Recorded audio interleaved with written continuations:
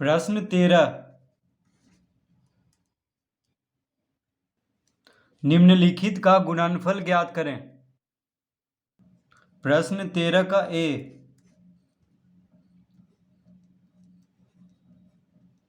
101 गुना 99। तो क्या करना है, इसका गुणनफल ज्ञात करना है। 101 गुना 99 का गुणनफल ज्ञात करना है। तो ऐसे तो हम 101 को 99 से गुना कर देंगे, उत्तर आ जाएगा। लेकिन सर्वसमीका का प्रयोग से इसका गुणनफल हम यहाँ पे ज्ञात करेंगे। जैसे कि 101 को हम लिख सकते हैं 100 जोड़ 1। क्या लिख सकते हैं? 100 जोड़ 1, यानी 100 में 1 जोड़ने पे क्या आता है? 101। और 99 को क्या लिख सकते हैं? 100 माइनस 1, यानी 100 में 1 घटाने पे 99 आता है। गुना में है दोनों, तो दोनों को कोष्टक में कर देंगे, क्योंकि कोष्टक में होने पे गुना में ही हुआ। तो 101 हो गया 100 प्लस 1 गुना 100 माइनस 1। तो ये कौन सा सूत्र पे आ गया है? a प्लस बी गुना a माइनस बी। तो a प्लस बी गुना a माइनस बी बराबर क्या होता है? तो a प्लस बी गुना a माइनस बी होता है A square minus B square, यानी A square minus B square बराबर क्या होता है? a प्लस बी गुना a माइनस बी। तो a के जगह पे कौन है? यहाँ पे a के जगह पे 100 है, b के जगह पे 1 है। तो हम लिख लेंगे 100 का वर्ग यानी a स्क्वायर, तो 100 का वर्ग माइनस बी स्क्वायर यानी 1 का वर्ग। तो a प्लस बी गुना a minus B, A square minus B square. तो 100 का वर्ग क्या हो जाएगा? 100 का वर्ग यानी 1 पे 2 शून्य है, तो हम इसका वर्ग में 4 शून्य दे देंगे, यानी 10,000। 100 का वर्ग क्या हो जाएगा? 10,000 माइनस 1 का वर्ग 1 ही होगा, 1 गुना 1 1 ही होगा, और 100 गुना 100 हो जाएगा 10,000। तो 10,000 में से 1 घटा देंगे तो कितना आ जाएगा? 9,999। देखिए 10 में से 1 गया 9, ये हो गया 9 9 9, ये हो गया 0, यानी 9,999 होगा इसका उत्तर। 101 गुना 99 बराबर हो जाएगा 9,999। तो इस तरह इसको हल करेंगे। बी में है 67 गुना 73। तो 67 को हम क्या लिख सकते हैं? 67 को हम लिख सकते हैं 70 माइनस 3। 70 में से 3 घटाने पे 67 आता है। और 73 को क्या लिख सकते हैं? 70 जोड़ 3। 70 जोड़ 3। तो 67 को हम लिख सकते हैं 70 माइनस 3, यानी 70 में से 3 घटाने पे 67 आता है, और 70 में 3 जोड़ने पे 73 आता है। दोनों गुना में है, तो हम दोनों को कोष्टक में ले लेंगे इस तरह से। ठीक है, क्योंकि गुना में है तो कोष्टक के बीच में अगर कोई चिन्ह नहीं है तो गुना में हुआ। तो ये कौन सा सूत्र पे आ गया है? a माइनस बी गुना a प्लस बी।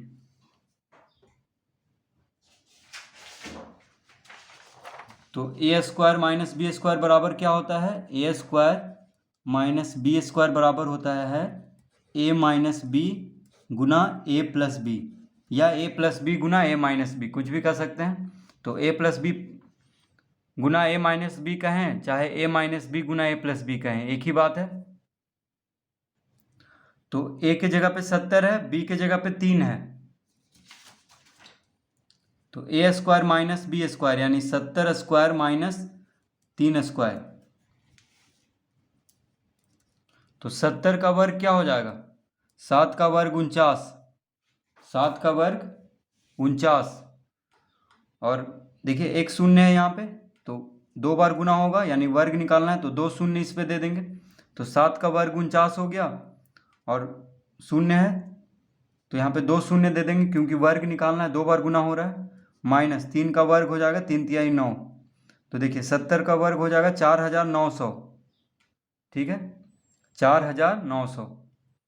और 3 का वर्ग यानी 3 गुना 3, 3 तिहाई कितना होगा 9, तो 3 का वर्ग 9 हो गया। अब 4900 में 9 घटा देते हैं तो 10 में से 9 गया 1, ये हो गया 9, ये हो गया 8 और ये 4 है, 4891।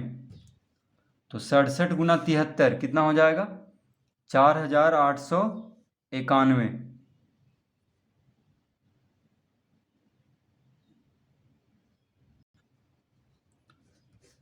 सी 115 गुना 85, 115 गुना 85, तो 115 को हम क्या लिख सकते हैं 100 जोड़ 15, यानी 100 में 15 जोड़ने पे 115 आता है। 85 को हम 100 माइनस 15, तो इसको इस तरह से बैठा लेना है कि a प्लस बी गुना a माइनस बी के सूत्र पे आ जाए, यानी A square minus B square के सूत्र पे। तो 115 को हम लिख सकते हैं 100 जोड़ 15 और 85 को 100 माइनस 15। तो a प्लस बी गुना a माइनस बी क्या होता है a प्लस बी गुना a माइनस बी बराबर होता है A square minus B square, ठीक है। यानी A square minus B square बराबर ए प्लस बी गुना ए माइनस बी। तो ए की जगह पे 100 है, बी की जगह पे 15 है, तो ए प्लस बी गुना ए माइनस बी, यानी 100 प्लस 15 गुना 100 माइनस 15।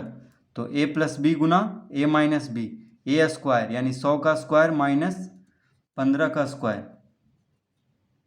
तो A square minus B square, तो ए स्क्वायर यानी 100 का वर्ग क्या हो जाएगा 100 गुना 100, यानी 100 का वर्ग में 100 गुना 100 करेंगे तो 100 पे कितना शून्य है 2 शून्य है, तो इसका वर्ग में 4 शून्य होगा, यानी 10,000। 100 गुना 100 कितना होगा 10,000।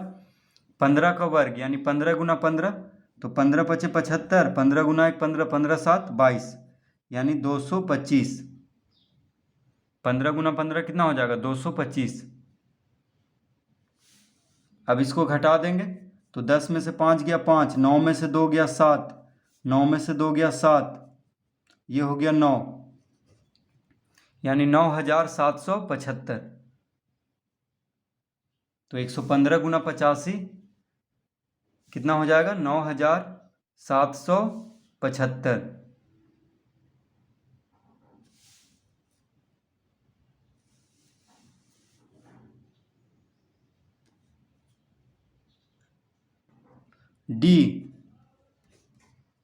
डी में है 8.2 गुना 7.8, 8.2 गुना 7.8 है।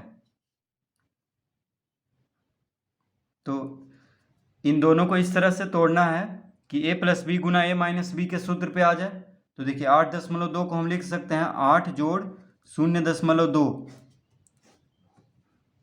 और 7.8 को क्या लिख सकते हैं 8 माइनस 0.2।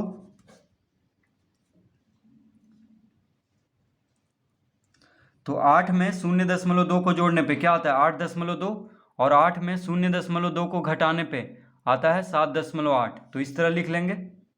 देखिए 8 के नज़दीक है दोनों, तो 8 में कितना जोड़ने पे आता है 8.2, 0.2 को जोड़ेंगे, और 8 में 0.2 को घटाने पे आता है 7.8। तो इस तरह लिख लेंगे। गुना में है तो ये देखिए a प्लस बी गुना a माइनस बी के सूत्र पे आ गया है।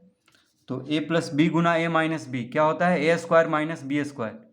तो a के जगह पे कौन है 8 है, और b के जगह पे है 0.2।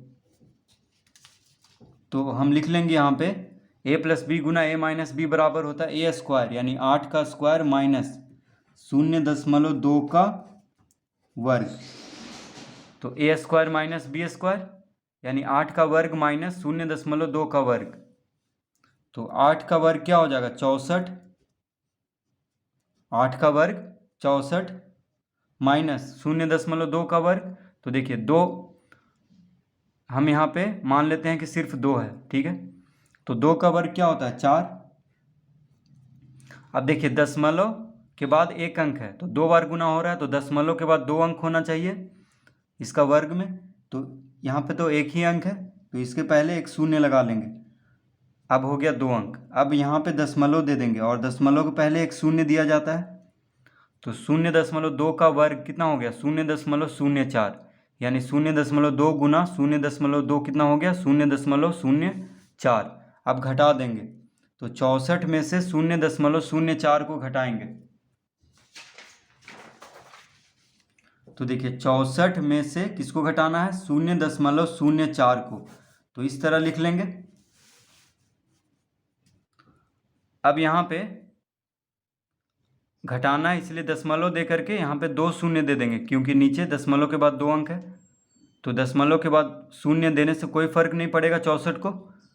तो बस घटाने के लिए इस तरह का काम करेंगे। अब देखिए 0 में से 4 नहीं घटेगा तो यहाँ से 5 जाएगा, तो 10 में से 4 गया 6, ये हो गया 9, 9 में से 0 गया 9, यहाँ पे दशमलव दे देंगे, ये 5 दिया था 3 हो गया, 3 में से 0 गया 3, ये हो गया 6, यानी 63.96। इसका उत्तर क्या आ जाएगा? 63.96। तो 8.2 गुना 7.8, 8.2 गुना 7.8 का उत्तर हो जाएगा 63.96। तो इस तरह से प्रश्न 13 हल कर लेंगे।